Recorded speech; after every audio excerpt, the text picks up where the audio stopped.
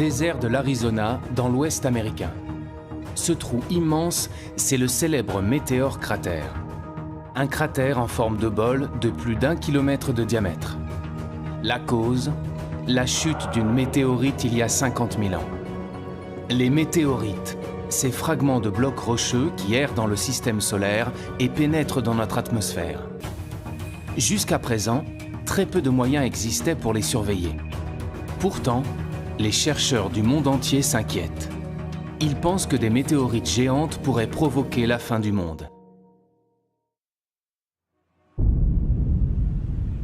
Ces phénomènes sont pris très au sérieux par la communauté scientifique internationale.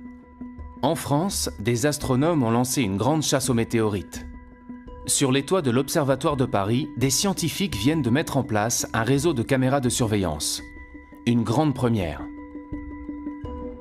L'objectif de cette caméra, c'est d'observer toutes les chutes de météorites qui créent des grosses étoiles filantes. Ces grosses étoiles filantes étaient jusqu'à présent la seule trace de météorites dans l'atmosphère. À chaque fois qu'il y a un gros météore détecté par plusieurs caméras, on le sait instantanément et on est capable en quelques minutes de calculer la trajectoire. Et donc en faisant ça, on est capable de savoir où et quand les météorites tombent en France. Tout le territoire est quadrillé. Présentes dans tous les départements, les caméras fonctionnent jour et nuit. Il y en a environ 100 dans toute la France pour pouvoir faire ce qu'on appelle la triangulation. C'est-à-dire à partir de 2 caméras, on a 2 points de vue différents d'un même gros météore. Ces caméras vont peut-être enfin dévoiler les secrets que renferment ces énigmatiques corps rocheux. Même si les astronomes savent que la plupart des météorites viennent de la ceinture d'astéroïdes située entre Mars et Jupiter, ils ignorent de quel endroit précis. Désormais, ces caméras pourront pister la source de ces météorites d'après leur trajectoire. L'idée, c'est de faire le lien entre la composition des objets qui tombent au sol et leur provenance dans le système solaire. Grâce à ce réseau, notre espoir, c'est de savoir d'où viennent les météorites qui tombent sur la Terre. L'Observatoire de Paris est l'un des acteurs clés de cette recherche. Et plus largement, c'est ici que l'on tente de percer les mystères de notre univers. L'Observatoire de Paris. En France, c'est le plus grand centre de recherche en astronomie et en astrophysique. Le deuxième plus grand au monde derrière celui d'Harvard aux États-Unis. Fondée il y a 350 ans, cette institution continue de faire d'incroyables découvertes et travaille avec les plus grands laboratoires mondiaux. Les liens que nous avons avec l'Observatoire de Paris sont vraiment très importants. L'Observatoire de Paris a joué un rôle prépondérant au XXe siècle. Implanté sur 3 sites, à Paris, Meudon et Nançay en Sologne, l'Observatoire est né d'une grande ambition scientifique. Les académiciens royaux ont convaincu Colbert puis Louis XIV qu'il était nécessaire de construire un grand lieu de science pour la gloire du roi Soleil. De grandes découvertes ont été faites entre ces murs. C'est ici que l'on découvre que la vitesse de la lumière n'est pas infinie. Le Verrier y démontre l'existence de la planète Neptune par les mathématiques. C'est là également que l'on réalise les premières cartes détaillées de la Lune. L'Institut de recherche est prêt à relever de nouveaux défis en construisant des télescopes révolutionnaires ou en préparant de nouvelles missions spatiales. Ce sera la première fois que le LESIA travaillera sur un instrument qui atterrira sur Mars. L'une des premières choses qu'on doit le rechercher, c'est est-ce qu'il y a de l'eau liquide à la surface des objets qu'on va étudier. Sonder l'infiniment petit comme l'incroyablement grand pour mieux comprendre notre univers. L'objectif aussi, c'est de comprendre comment la Terre est devenue ce qu'elle est devenue.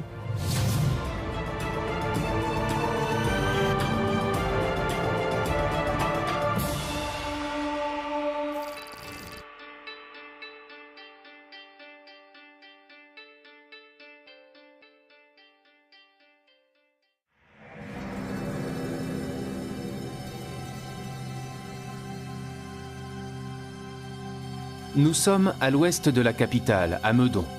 Sur les hauteurs de la ville, de majestueuses coupoles astronomiques dominent Paris. Fondé en 1876 par l'astronome Jules Janssen, le site de Meudon est rattaché à l'Observatoire de Paris depuis le début du XXe siècle. À première vue, l'endroit semble paisiblement endormi. En réalité, il abrite les projets scientifiques les plus ambitieux d'aujourd'hui. Ici, on ne se contente pas d'observer les étoiles. On prépare entre ces murs les grandes conquêtes spatiales de demain, en collaboration avec les laboratoires les plus renommés au monde. La nouvelle approche que permet le spatial, c'est à la fois un point de vue différent, d'être en dehors de l'atmosphère de la Terre, ce qui permet d'observer certaines longueurs d'onde qui sont inaccessibles au sol, donc de sortir de l'enfermement sur Terre, qui était le lot des astronomes précédents. Grâce à certaines missions spatiales, on tente aussi de se prémunir de risques majeurs qu'encourt notre planète. Au LESIA, le laboratoire d'études spatiales, on participe justement au lancement d'un nouveau satellite, Solar Orbiter. Il quittera la Terre pour une destination un peu particulière, le Soleil, notre étoile. Un grand projet international développé par l'Agence spatiale européenne et la NASA.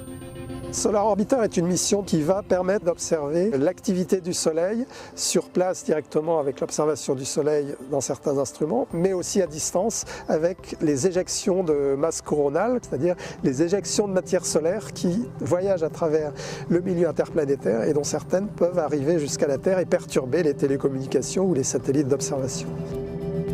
En effet, notre étoile connaît d'impressionnantes éruptions. Des milliards de tonnes de matière solaire sont éjectées du Soleil à plus de 1000 km par seconde, avec des répercussions directes sur la Terre. Ces éruptions peuvent mettre en danger la vie des astronautes et ont déjà causé des coupures d'électricité géantes. Nous sommes une société technologique qui utilise de plus en plus d'instruments qu'on envoie dans l'espace et qui est soumis à l'influence de cette étoile du Soleil. Ça peut endommager certains satellites, ça peut perturber les télécommunications, ça peut créer des coupures électriques généralisées à l'échelle de régions entières. Pour se prémunir de ces risques, l'Observatoire de Paris construit un instrument fondamental dans le cadre de cette mission. Le LESIA est impliqué dans le sonde spatiale Solar Orbiter par la production d'un instrument qui s'appelle RPW, qui est en charge de mesurer les ondes émises par les plasmas interplanétaires. La conception de cet instrument est maintenant presque terminée. Une fois le satellite lancé, il mettra plusieurs années pour atteindre le Soleil. Sa mission durera entre 7 et 10 ans et les premiers résultats ne devraient être connus qu'en 2022.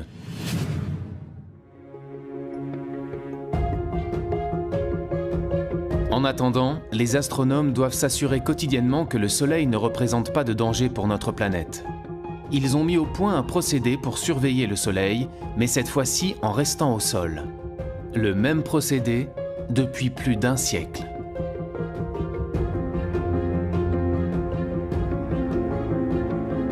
Ce qu'on fait depuis 108 ans, c'est qu'on prend des images du Soleil avec les instruments qui sont présents ici. Donc, c'est-à-dire qu'on construit un catalogue de données que pourront exploiter plus tard, dans 108 ans, dans 350 ans, des chercheurs qui s'intéresseront à l'évolution à très longue durée du Soleil. Il s'agit véritablement d'un travail d'endurance qu'on essaye de donner aux générations futures. Tous les jours, sans exception, depuis plus de 100 ans, les astronomes prennent des photographies du Soleil. Un procédé relativement artisanal qui fonctionne grâce à ce que l'on appelle un spectrohéliographe. Sa mission, enregistrer les taches et les protubérances du Soleil.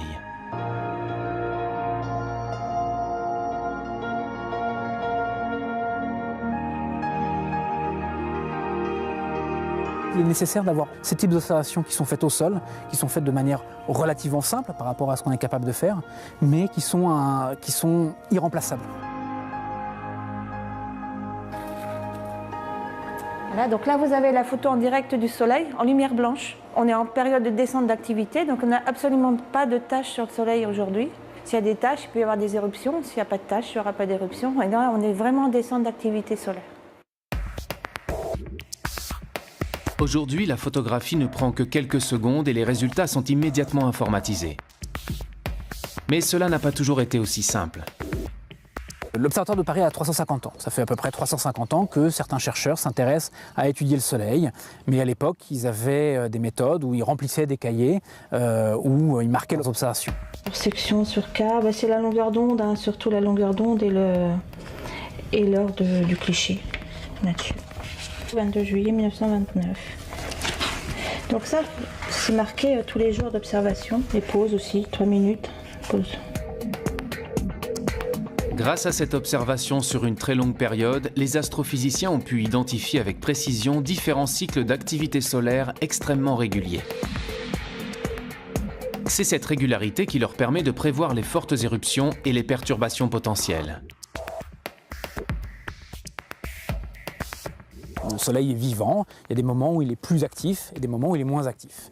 Donc il y a un premier cycle qui va être le cycle qui est très bien connu, qui est le cycle de 11 ans, où au début du cycle, petit à petit, il va y avoir de plus en plus d'éruptions jusqu'à un maximum. Et puis à nouveau, pendant quelques années, la fréquence des éruptions va diminuer jusqu'à ce qu'on arrive à un minimum où il n'y aura aucune éruption. Et puis ce qu'on est en train de découvrir, c'est qu'il y a aussi un cycle plus long, qui aura une centaine d'années, où pareil, il y a une modulation de l'activité du Soleil. Mais pour cela, il faut arriver à étudier le Soleil sur des périodes qui sont très longues, qui dépassent même la vie humaine.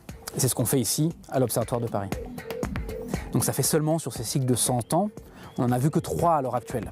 Souvent dans la recherche, il s'agit d'une course de vitesse, il s'agit de voir plus loin, voir plus petit. Ici, on est plus dans une course d'endurance, c'est-à-dire il faut additionner des données sur des années et des années qu'on va transmettre aux générations futures pour que plus tard, les chercheurs qui travailleront sur ces problèmes dans 350 ans puissent eux comprendre mieux comment fonctionne notre étoile. Comprendre comment fonctionnent les étoiles et notre univers, repousser les limites de la connaissance, ont toujours été les raisons d'être des différents sites de l'Observatoire. Lorsqu'il est fondé en 1667, l'Observatoire de Paris devient rapidement un lieu fondamental pour la science, nourri par de grandes ambitions. Grâce à leurs connaissances, les scientifiques établissent pour la première fois des cartes maritimes et terrestres. Un projet révolutionnaire pour l'époque.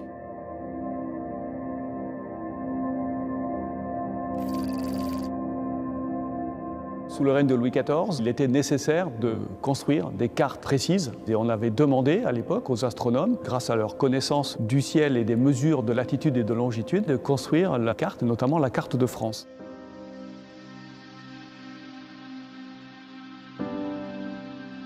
Au XVIIe siècle, connaître l'étendue du territoire et savoir s'y repérer est en effet un enjeu essentiel pour le commerce et la guerre.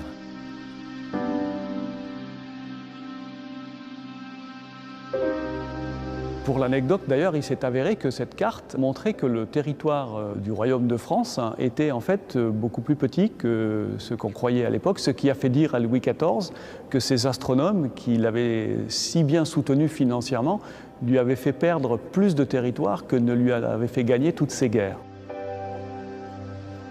Cette carte, qui nécessite 60 ans de travail, représente une véritable innovation scientifique. C'est la première fois que l'on s'appuie sur la triangulation pour concevoir la représentation exacte du territoire. Et cette carte prend comme point zéro géographique une ligne méridienne, une ligne droite scindant le territoire en deux. C'est d'ailleurs en suivant cette ligne nord-sud que l'Observatoire de Paris a été construit.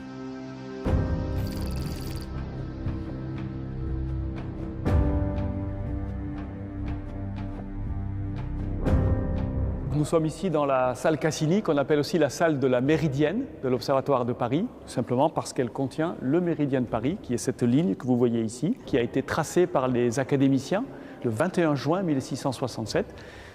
Ces académiciens qui ont donné comme instruction à l'architecte Claude Perrault de construire un bâtiment symétrique par rapport à cette ligne. Cette salle majestueuse, en fait, est un gigantesque instrument de mesure.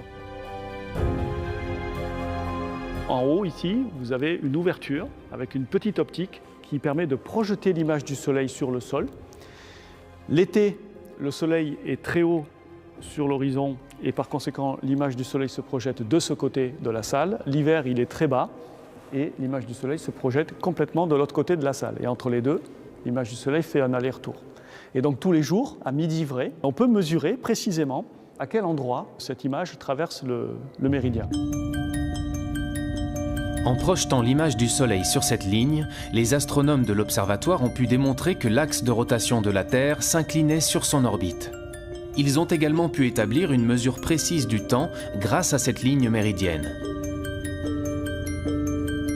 Pendant presque tout le XVIIIe siècle, les astronomes ont mesuré précisément, jour après jour, année après année, la position du Soleil sur le méridien à chacun de ses passages.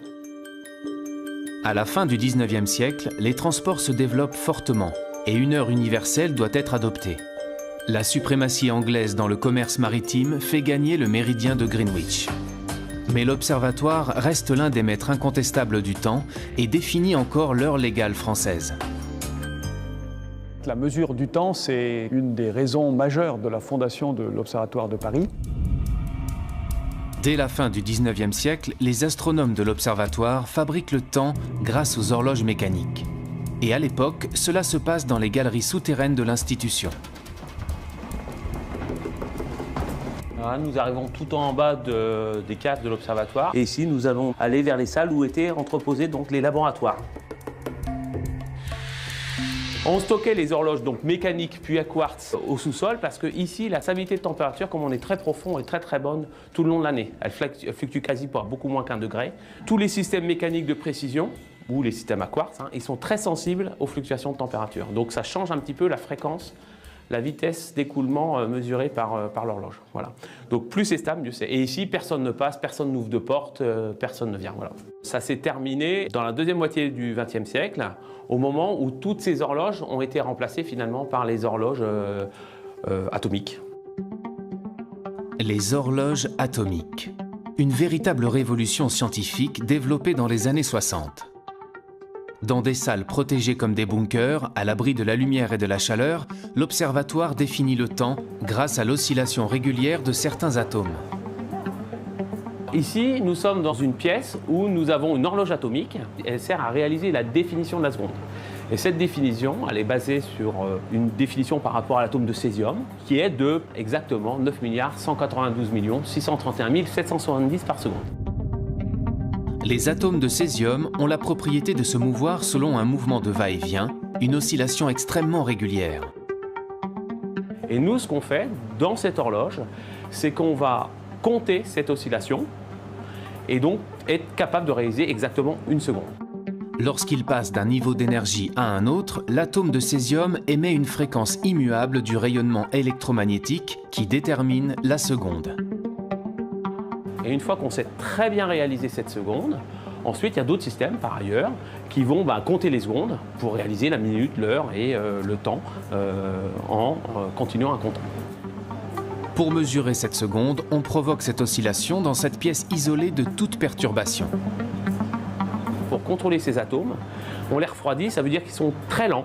On va les lancer, ils sont sous vide. C'est comme quand vous lancez une pierre. Ils vont monter, retomber, et pendant toute cette interrogation, presque une seconde en fait, pas tout à fait, on va mesurer cette oscillation. Donc on va faire des mesures ensuite répétitives, et ça va nous permettre de parfaitement fixer l'intervalle de temps, qui est à la base de la réalisation de l'ensemble ensuite de notre échelle de temps.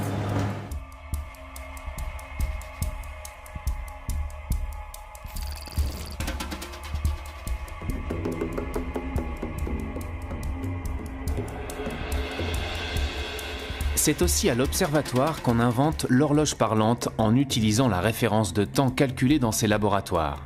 L'idée est simple, donner par téléphone la même heure sur tout le territoire à tous les Français par une même voie. À l'Observatoire de Paris, chaque nuit, le service qui a mission de fabriquer l'heure vit de la sorte une perpétuelle course contre la montre entre les renseignements fournis par les étoiles et les pendules dont il faut régler les tops sur ceux de la pendule mère.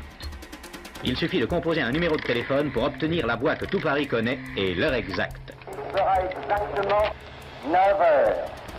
9h40. Merci. Les astronomes de l'observatoire ont une connaissance si poussée concernant le temps qu'ils peuvent répondre à toutes les questions que l'on se pose sur les éphémérides, sur le mouvement des astres dans le ciel, même très loin dans le passé.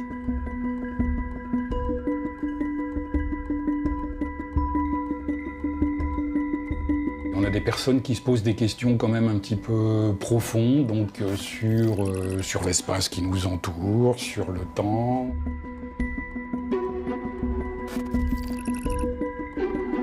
On a des demandes très spécifiques, ou d'historiens ou d'archéologues. Ils ont découvert en fait une inscription qui est gravée dans la tour même de la cathédrale de Nevers, à la Saint-Michel, 1606, fut éclipse à 1h après-midi et fut nuit claire. Par rapport à ça, j'ai fait des recherches, il n'y avait pas d'éclipse, en tout cas en 1606. Par contre, il y en avait une qui pouvait être favorable, correspondre à celle-là, c'était l'année précédente, en 1605. Donc nous, actuellement, avec les théories dont on dispose, on est effectivement en mesure de calculer l'état du ciel à un instant donné quelconque. Donc par exemple, remonter le temps jusqu'à 5000 ans en arrière. C'est pour ça qu'on a souvent des questions qui nous proviennent d'historiens ou d'archéologues, qui travaillent effectivement sur du matériau qui est aussi ancien que ça. Je reçois des demandes électroniques par mail et également du courrier. Donc celle-ci, elle provient d'un monsieur qui s'est posé une question toute simple. Il suppose un vaisseau spatial qui va accélérer continuellement à une accélération égale à l'accélération de la pesanteur, celle qui nous tient sur la Terre. Et en disant, à partir de ça, combien de temps va mettre ce vaisseau spatial pour atteindre une vitesse égale à la vitesse de la lumière, et à quelle distance de la Terre cette vitesse sera atteinte. Alors il a fait le calcul, et puis il me demande juste de vérifier si son calcul est correct. Il signe d'ailleurs par Carpe Diem. Alors, bon, Carpe Diem, hein, on sait tout ce que ça veut dire. Donc le monsieur, c'est quand même un monsieur qui est connu. Bon, il est en prison, je crois, depuis les années 70, c'est un tueur en série. Je reçois aussi des courriers de tueurs en série. J'essaye de répondre à tout et à tout le monde.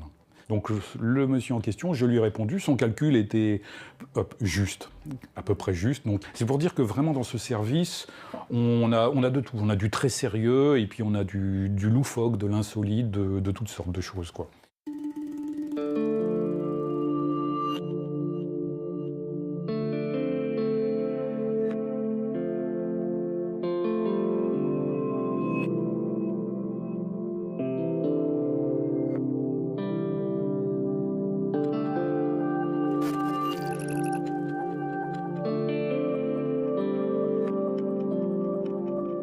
Le soir, Pascal Descamps s'offre un moment de nostalgie sur le toit de l'Observatoire de Paris.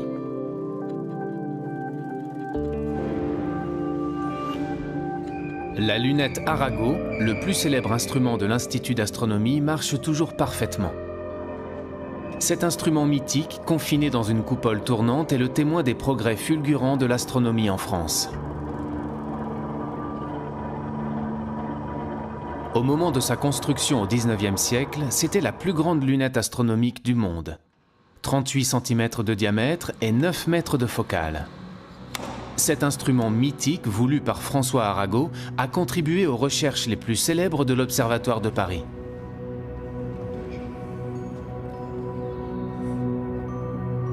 Voilà, parfait. Voilà. Tout est bon. Il n'y a plus qu'à relancer le moteur. On contrecarre en fait le mouvement de rotation de la Terre. La Terre tourne et on fait tourner la lunette autour du même axe, mais dans l'autre sens, de manière à en fait contrecarrer ce mouvement, à en fait l'annuler.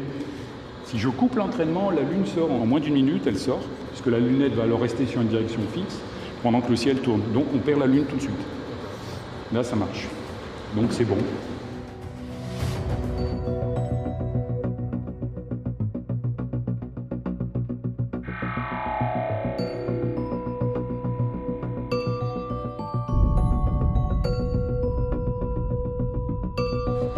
On sent vraiment le relief lunaire de façon assez impressionnante.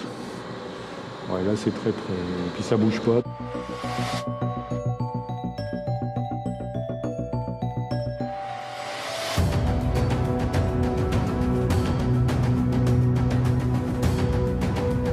Depuis l'âge d'or de la lunette Arago, des pas de géants ont été faits en astronomie. On observe encore les étoiles avec ce type d'instrument qu'à de rares exceptions. Désormais, ils sont beaucoup plus performants.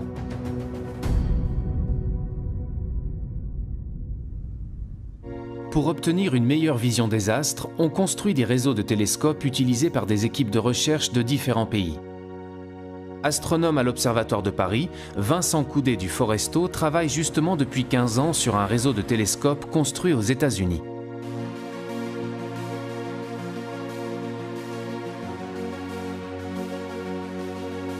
Ce réseau est situé dans l'un des observatoires les plus célèbres du monde, le mont Wilson, près de Los Angeles.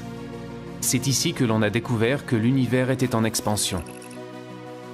Chaque année, l'astronome français et ses collègues étrangers se réunissent en Californie pour faire avancer leurs projets communs. De grands projets internationaux qui donnent à la science plus d'envergure.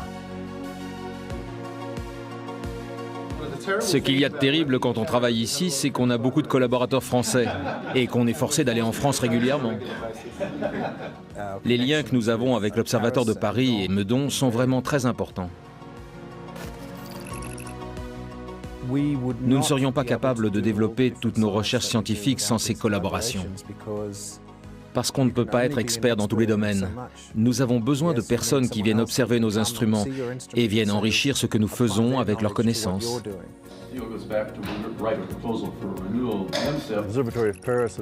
L'Observatoire de Paris a joué un rôle prépondérant au XXe siècle, en développant des technologies d'optique de précision qui sont capitales pour les télescopes modernes ou les instruments que nous utilisons aujourd'hui. Vincent Coudet du Foresto et ses équipes de l'Observatoire de Paris ont conçu un instrument, Fluor, qu'il n'est possible d'utiliser qu'ici, au Mont Wilson, grâce aux 6 télescopes placés en réseau, idéalement espacés les uns des autres. Ce que notre équipe à l'Observatoire de Paris a amené, c'est un instrument qui s'appelle Fluor, qui recombine la lumière des télescopes de telle manière à ce qu'on va pouvoir simuler finalement le comportement d'un télescope de presque 300 mètres de diamètre qu'on serait bien incapable de construire. Imaginez un télescope de 300 mètres de diamètre. Au lieu de le fabriquer, imaginez que vous ne construisiez qu'un télescope d'1 mètre, et le même juste à côté. Maintenant, imaginez que vous puissiez former une seule image à partir de ces 2 télescopes. Là, vous vous demandez, est-ce que c'est possible de récolter avec ces 2 télescopes les mêmes données qu'avec un télescope de 300 mètres? Eh bien, la réponse est oui. Cette technique d'observation, c'est l'interférométrie. En combinant la lumière de plusieurs télescopes en réseau, il est possible d'obtenir une image d'une finesse équivalente à celle d'un télescope beaucoup plus grand. Fluor permet de combiner la lumière des télescopes du Mont Wilson par fibre optique et non plus avec des miroirs. Une révolution. Ici, nous avons construit le réseau de télescopes et toute l'infrastructure, et Vincent a apporté Fluor, son instrument, et peut l'utiliser. En échange, il le met à disposition d'autres scientifiques. On ne pourrait pas faire le travail qu'on fait maintenant s'il n'y avait pas ces collaborations internationales. Les compétences, elles sont très complémentaires. Ici, il y a une infrastructure qui est complètement unique, avec ces télescopes qui sont éloignés les uns des autres, qui permettent vraiment de simuler un télescope géant. Nous, on apporte un instrument qui permet de faire des images avec une très grande précision. Et c'est justement de l'apport de ces compétences complémentaires qu'on peut obtenir des observations intéressantes.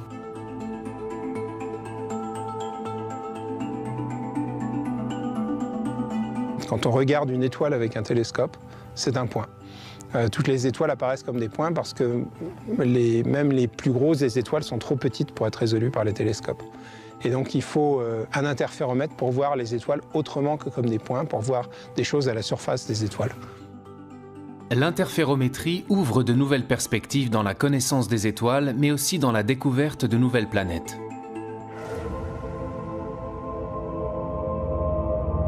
Parmi les projets qu'on a avec Fluor, il y en a un où on va regarder l'environnement des étoiles, ce qui se passe autour des étoiles.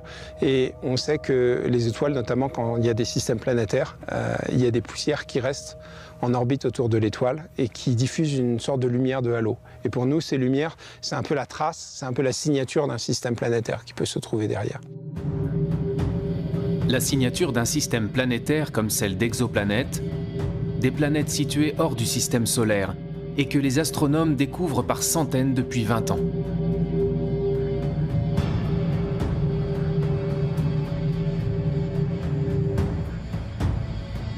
Ces collaborations entre laboratoires permettent de faire accélérer les découvertes. Grâce aux technologies modernes, les astronomes peuvent observer les étoiles à des milliers de kilomètres du télescope ou du réseau de télescopes pointés vers le ciel. Des équipes françaises louent parfois du temps d'observation sur les télescopes de l'Observatoire du Mont Wilson.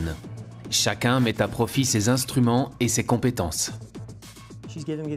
L'astronome me donne les informations nécessaires sur les sources qui l'intéressent. J'entre ces données, je pointe vers les étoiles qu'elle veut observer, je lui trouve les franges d'interférence et je les verrouille pour qu'elle puisse enregistrer ces données.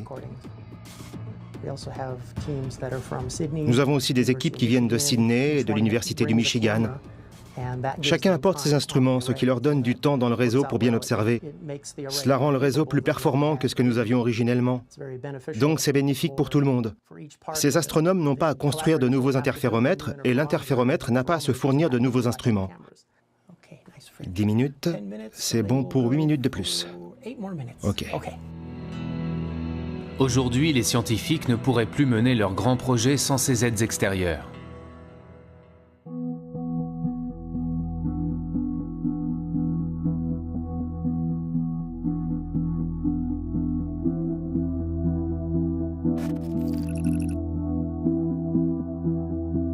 La recherche, c'est l'échange d'idées, et donc l'échange, la confrontation, la critique, et de la critique naît de nouvelles idées.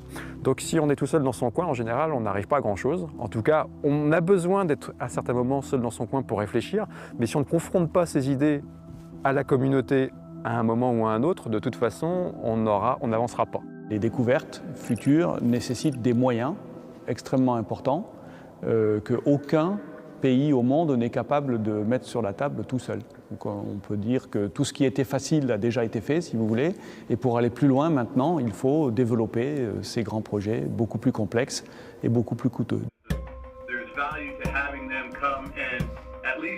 Aujourd'hui, de nombreux pays rassemblent leurs forces pour résoudre la grande question de l'humanité. Sommes-nous seuls dans l'univers? Existe-t-il de la vie extraterrestre? Une planète pourrait apporter des réponses et obsède les chercheurs du monde entier. C'est Mars, la planète rouge. Après le succès de la mission menée sur Mars en 2012 et le lancement du rover Curiosity, les astrophysiciens espèrent que la planète rouge répondra enfin à leurs questions. Avec la NASA et une dizaine de laboratoires en France, les chercheurs de l'Observatoire de Paris participent à l'une des missions les plus attendues, la mission Mars 2020. La mission Mars 2020 est la mission qui va continuer d'explorer la surface martienne à la recherche de l'eau passée, de la minéralogie passée et de la biologie, de la possible existence de vie à la surface de Mars. L'une des premières choses qu'on doit le rechercher, c'est est-ce qu'il y a de l'eau liquide à la surface des objets qu'on va étudier. Pour répondre à cette question, les astrophysiciens de l'Observatoire de Paris conçoivent un petit instrument placé sur la caméra du rover. Nous travaillons ici sur une partie des détecteurs et sur toute l'ingénierie système de la caméra qui sera placée au bout d'un mât sur cette mission spatiale. On fabrique un petit instrument qui est un spectromètre infrarouge qui va nous permettre de faire la spectroscopie de la surface martienne. En fonction des différentes couleurs qui seront présentes, on sera capable de dire quels sont les minéraux qui sont présents à la surface de Mars et éventuellement même en quelle quantité. On va aussi essayer de voir s'il y a de la matière organique à la surface de Mars.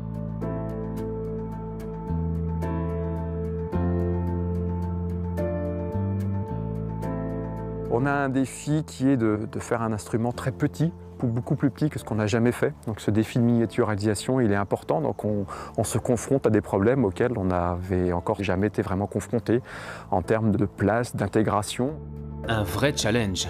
L'instrument doit être suffisamment petit pour se glisser dans la caméra du rover sans l'alourdir. Pour concevoir leur spectromètre infrarouge, les astrophysiciens font fabriquer sur place, dans l'atelier de l'Institut, leurs pièces miniatures construites sur mesure.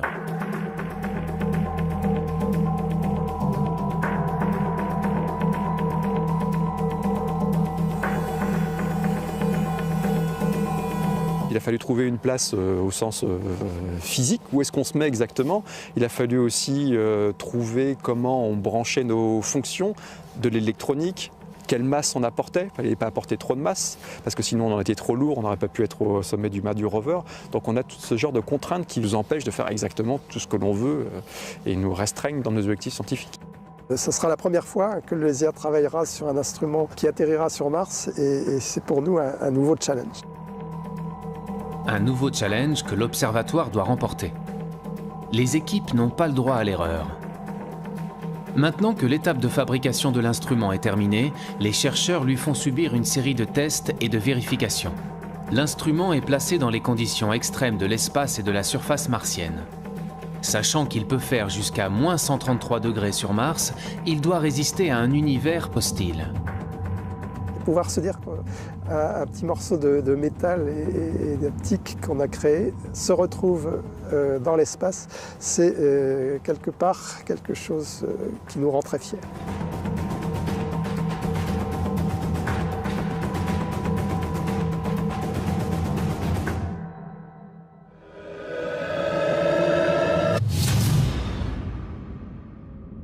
Au-delà de la recherche de vie extraterrestre, les scientifiques s'emparent d'une autre question cruciale. Remonter aux origines du monde et comprendre comment les premières galaxies se sont formées. C'est l'objectif de la radioastronomie. En Sologne, à Nançay, dans le centre de la France, il existe un espace immense isolé en pleine forêt.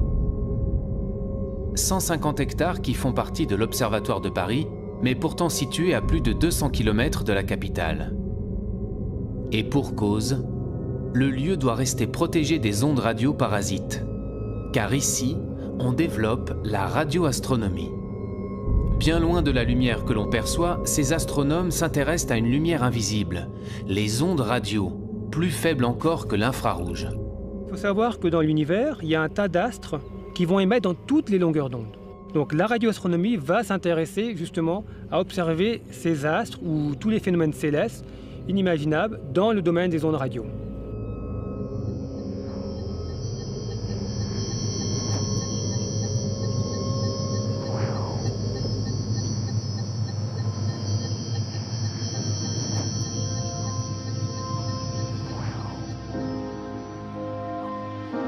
Les ondes radio émises par les étoiles sont collectées par cet immense instrument métallique.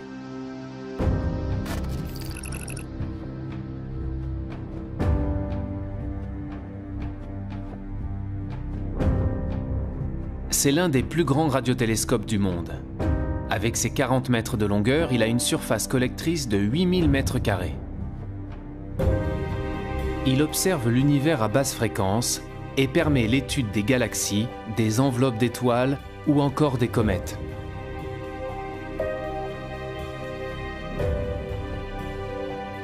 Vous pointez le télescope vers une direction d'observation du ciel, c'est la source qui vous intéresse. Donc le rayonnement arrive sur ce qu'on appelle un miroir qui va être mobile.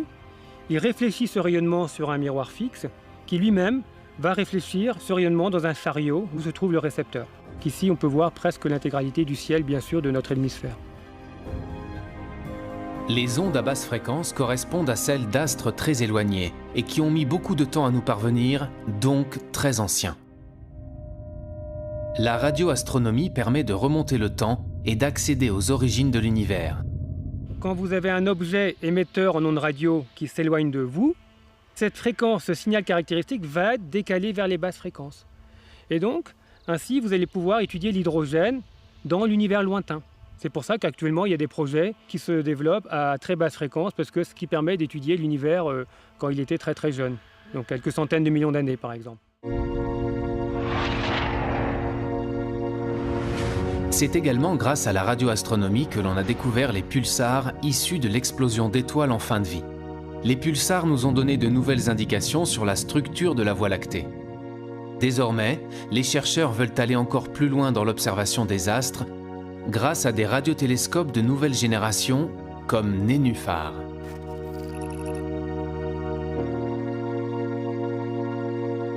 Contrairement aux grands radiotélescopes où vous pointez l'antenne pour justement observer votre source d'intérêt, Nénuphar, ce sont des antennes qui voient tout le ciel. C'est un peu une révolution en radioastronomie en fait, c'est d'avoir des antennes qui voient tout le ciel et qui pointent et vous pointez dans différentes directions.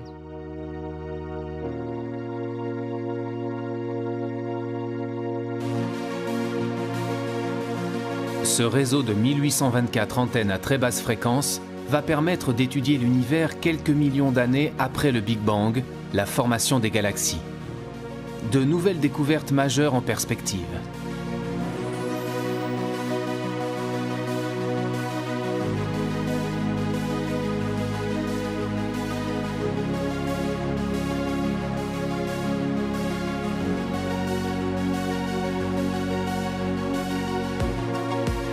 Fournir une vision renouvelée de la structure de notre univers pour en comprendre sa composition et son origine, c'est le défi quotidien que tentent de relever ces astrophysiciens.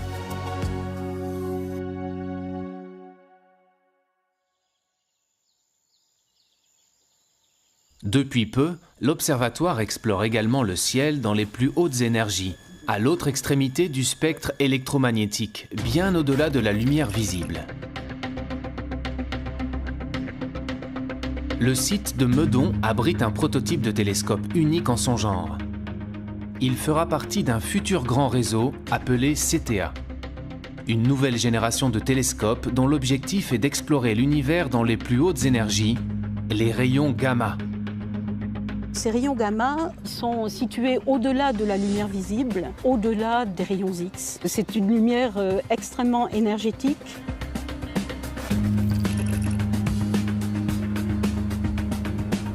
CTA va pouvoir observer des photons gamma qui ont des énergies de 10 puissance 10 à 10 puissance 14 fois plus grandes que l'énergie de photons optiques. Donc on voit qu'on touche là à un domaine qui est tout de même très loin de notre perception directe personnelle. Grâce à une technologie interposée, on va pouvoir imaginer des façons de mettre en évidence ces rayons gamma et de les étudier, et du coup de devenir sensible, disons, en tant que civilisation technologique, on est devenu sensible aux rayons gamma de très hautes énergies. À ce stade du projet, les chercheurs sont encore en phase de test sur le prototype. Mais bientôt, plusieurs dizaines de télescopes comme celui-ci collecteront partout dans le monde ces rayons gamma. Ce que les télescopes vont observer, ce sont des flashs de lumière émis par des gerbes de particules. Des particules produites par les rayons gamma lorsqu'ils pénètrent dans l'atmosphère. On va pouvoir faire l'image de ces gerbes atmosphériques. Donc ça va faire une sorte de cascade de particules qui va descendre petit à petit vers le sol. Et dans cette gerbe atmosphérique, il y a justement des particules très rapides qui vont émettre un flash bleuté très ténu qui va être détecté par les caméras des télescopes Cherenkov. Mais on voit les produits que son entrée dans l'atmosphère a générés et le rayonnement qui en résulte au bout du compte. Il faut avoir une résolution temporelle pour suivre l'évolution de ces flashs de l'ordre de la nanoseconde. Donc la nanoseconde, c'est 1 milliardième de seconde. Lorsque la nuit tombe, les tests d'observation peuvent commencer. L'équipe est composée de chercheurs du monde entier, chacun étant spécialisé sur une partie du télescope. Au total, 30 pays et 1200 scientifiques sont engagés dans ce projet hors norme. Ils espèrent tous repérer des cascades de particules dans le ciel de Paris.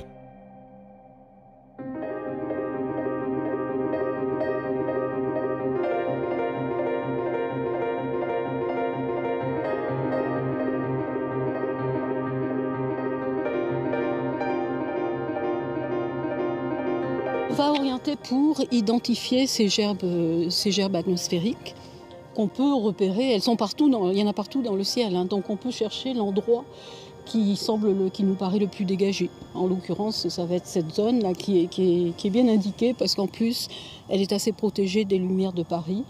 Donc là, elle n'a pas de nuages, donc on va pointer dans cette direction. On voit des sites où il y a eu des phénomènes très énergétiques et même voire cataclysmiques, comme des explosions d'étoiles lors de supernovae. Ce télescope pourra même observer des astres tellement compacts que la lumière ne peut pas en sortir, et qui restent jusqu'à aujourd'hui invisibles, comme les blazars, ces trous noirs qui renferment de nombreux secrets pour les chercheurs. Ça va apporter de nouvelles informations sur les propriétés de ces systèmes cosmiques. Et ça fournit en général à la communauté astronomique une vision renouvelée de notre univers.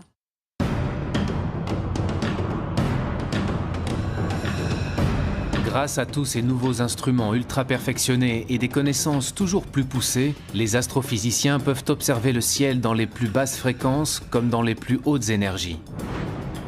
Mais ils se confrontent toujours à une limite, celle de la formation de notre univers.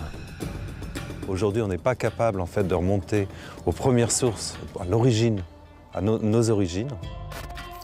On a besoin d'observer des galaxies de plus en plus lointaines, beaucoup plus distantes. Et pour cela, il faut des instruments de plus en plus puissants. L'instrument d'observation le plus puissant, c'est le projet futuriste ELT, Extremely Large Telescope. Un télescope européen géant, le plus grand télescope au monde, celui qui va peut-être réussir à remonter le temps jusqu'à l'origine de l'univers. Là, le but, c'est vraiment d'aller jusqu'au bout, d'aller vraiment étudier physiquement en fait, les premières sources de l'univers. C'était quoi d'abord? Est-ce que c'était des galaxies? Est-ce que c'était des amas d'étoiles? Est-ce que c'était autre chose? Des étoiles même, simplement, en explosion? C'est un télescope qui va être installé dans les années 2020. Ça consiste à prendre tous les grands télescopes existants sur la Terre aujourd'hui, c'est-à-dire 15 grands télescopes de 10 mètres, les mettre ensemble, combiner leurs miroirs et d'en faire un seul. Ces 39 mètres de diamètre, on doit les installer sous une coupole, ce qui fait que la coupole représente à peu près l'équivalent de 3 arcs de triomphe superposés. C'est l'un des projets européens les plus ambitieux en matière d'observation au sol.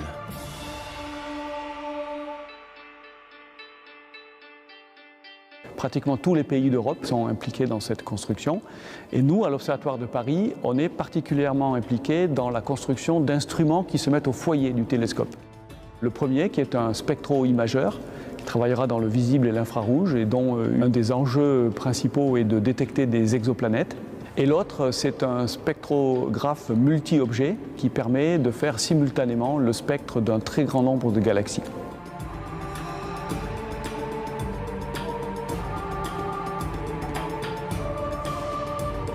Il y a plus de 100 milliards de galaxies dans l'univers. Alors chacune de ces galaxies contient plus de 100 milliards d'étoiles. Rassurez-vous, on ne veut pas analyser les 100 milliards, mais on veut au moins avoir un aperçu, je dirais, de comment elles sont constituées. Et pour ça, il nous en faut beaucoup plus qu'une. Il en faut plusieurs centaines. On va pouvoir mesurer la composition des objets, de quoi ils sont faits. Dans le même temps, on va aussi voir comment ces objets se meuvent. Et on va regarder en fait les mouvements de cette galaxie. Donc en fait, on va refaire un bilan complet de l'univers, mais surtout un bilan complet de l'univers et de son évolution, de comment il était dans le passé. C'est un enjeu en fait pour toute la communauté d'astronomie du point de vue du télescope et des instruments. Et puis pour un institut comme l'Observatoire de Paris, c'est un sacré enjeu parce qu'on n'a jamais fait ça. À l'image de la construction de ce télescope géant, il reste encore d'incroyables défis scientifiques à relever pour répondre à l'ultime question: d'où venons-nous? L'objectif, c'est vraiment de comprendre comment les planètes deviennent ce qu'elles sont devenues, comment on peut relier leur histoire avec leur état actuel. Et évidemment, l'objectif aussi, c'est de comprendre comment la Terre est devenue ce qu'elle est devenue.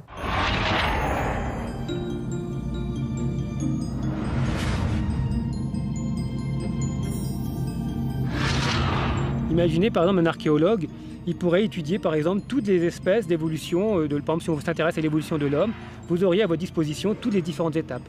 Mais on peut comme ça maintenant remonter à des objets qui ont quelques centaines de millions d'années, donc c'est-à-dire un univers qui est très très jeune. On a exploré le ciel en radio, en infrarouge, en ultraviolet, en rayons X et en rayons gamma. Donc là, on a balayé tout le spectre électromagnétique et maintenant l'astronomie moderne peut utiliser des informations sur le ciel venant de tous ces domaines. Et dans chacun de ces domaines, il y a eu un renouveau complet qui fait qu'aujourd'hui encore, l'astrophysique reste une science extrêmement active et en complet renouvellement.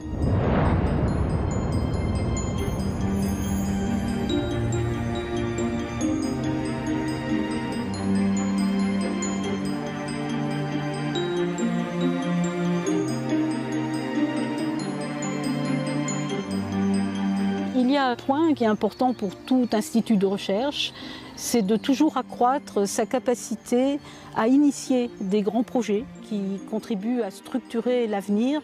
Son futur est tout à fait prometteur. Il a un potentiel humain, de recherche, d'ingénieurs, techniciens, d'innovation qui est extrêmement fort. On est à bord de missions spatiales jusque dans les années 2030-2040. Donc au moins pour toute la première partie du XXIe siècle, je pense que l'Observatoire va continuer de se développer très fortement et d'être un acteur majeur de la recherche astrophysique en France et dans le monde. L'Observatoire de Paris, véritable citadelle des sciences. Plus de 3 siècles après sa fondation, ce lieu, porté par un héritage scientifique inestimable, nourrit toujours les plus grands espoirs de recherche et de découverte.